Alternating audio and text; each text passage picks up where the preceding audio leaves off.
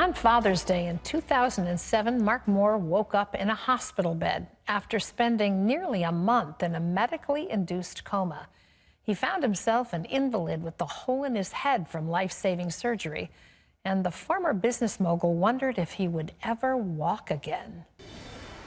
Mark Moore is a nationally recognized businessman and philanthropist. His generosity to hospitals and nonprofits have helped save thousands of lives. But just 10 years ago, Mark had 2 strokes just days apart. He was only 46 years old and fighting for his life. But Mark says his strokes helped him become the humanitarian he is today. In his book, A Stroke of Faith, he shares how nearly losing his life helped him find his identity. Well, please welcome to the 700 Club, Mark Moore. It's great to have you here, Mark. Thank you very much. Thanks for having me. Let's go back to the beginning of your life. You were born into a family of 10. You were the second to the youngest, right? That is correct. And, you know, your family lived in a 2-bedroom home. Out of the kind of day-to-day living that you all had at that point, you developed an amazing work ethic. I mean, you were going to get the job done and get it done right. And that helped you to become highly successful academically, but also in business. When the stroke happened, where were you at business-wise?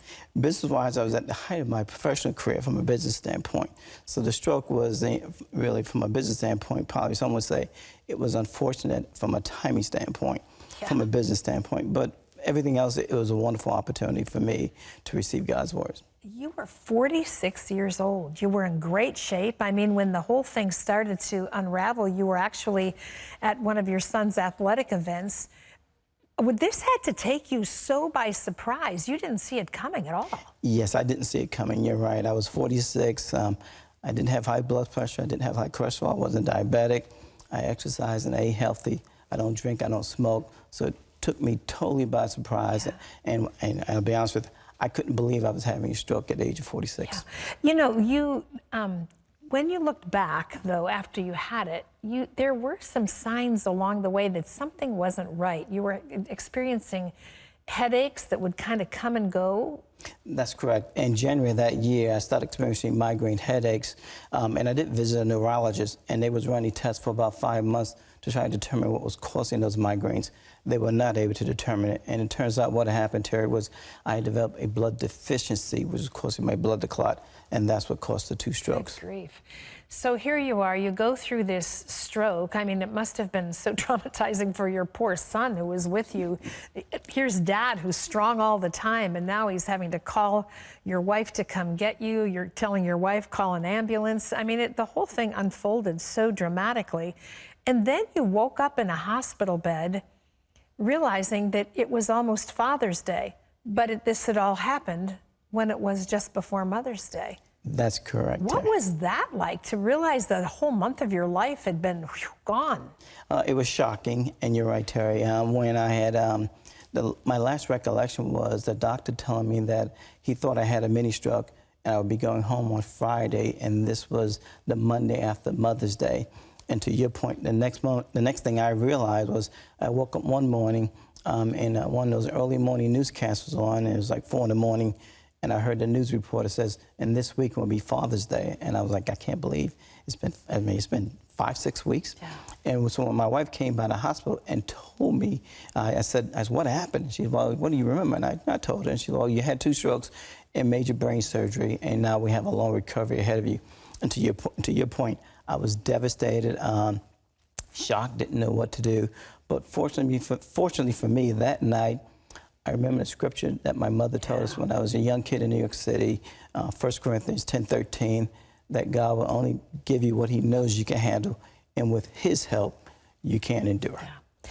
You know, that was kind of a point of surrender for you, wasn't it, when those words came back to you? And because you, as anyone would have been, were struggling with, you've got tubes down your throat, you've got a feeding tube, you're all wired up, you don't even know what's happened to you.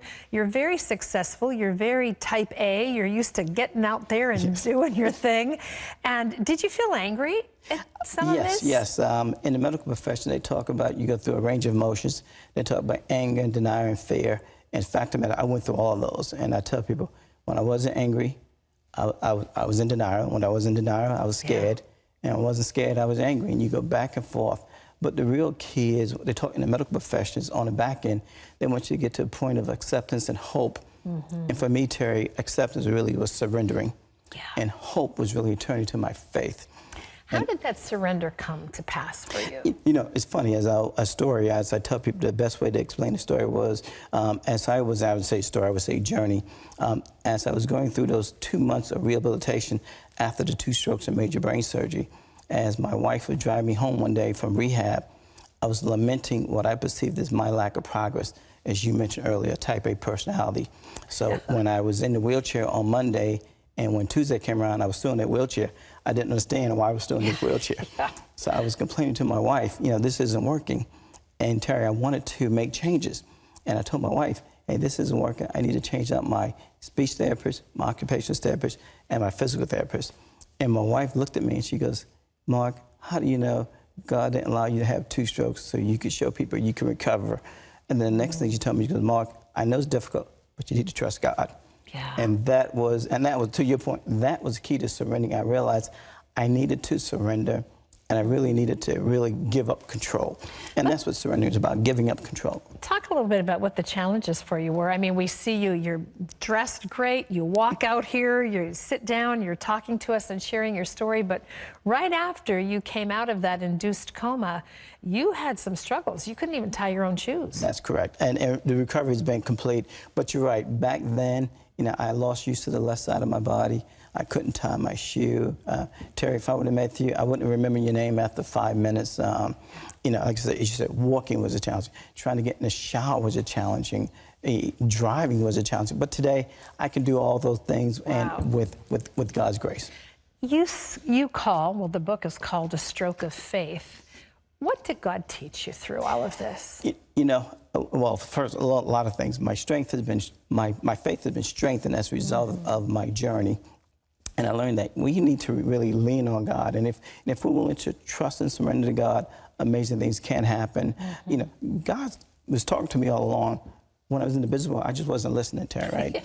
And as I went through this process, he kept talking to me, and fortunately, I was able to listen. And there were many things that went along the way when my faith was being challenged and I wanted to quit. He would come and tell me, Mark, don't quit.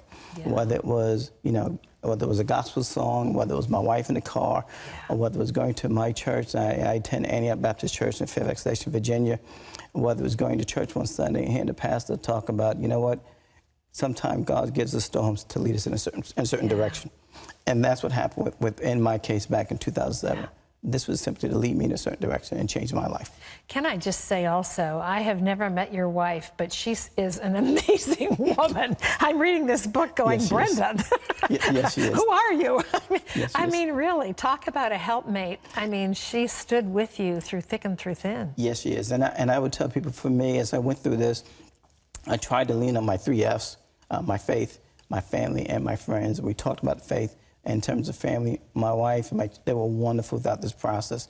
And my wife treated my stroke as if it was our stroke. And it wasn't just my husband had a stroke, it was our stroke. And Terry, to your point, you know, my wonderful wife, those 6 weeks I was in the hospital, she slept in a chair right beside my bed to make sure I was okay for 6 weeks.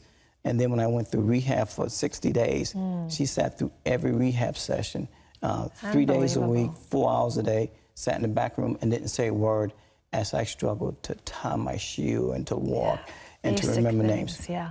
You know, you are no longer in the corporate world per se, but you and your wife are doing some amazing things together. Tell us about your life now. Yes, thank you very much.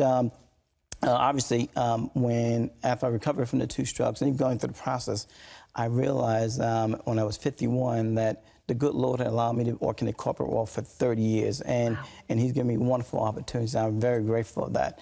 But I really said to myself, if He's going to allow me to live another 30 years, I want to do something different. So I retired from the corporate world, and we now devote our life to philanthropy and trying to help others. And understand that I've been given tremendous blessings, and we owe it upon ourselves to try to help others and lift others up along the way too. You're doing it all right. Just trying to do God's will. And an inspiration to others. Well, Mark Moore's book is called A Stroke of Faith. It's available wherever books are sold. We also have a web-exclusive interview with Mark. If you'd like to watch that, just go to facebook.com/700club. Very inspiring story, whether a stroke is the thing you're facing or just hardship. God uses it all. Yes. We'll let him. Yeah. Thank you, Mark. Thank you very much.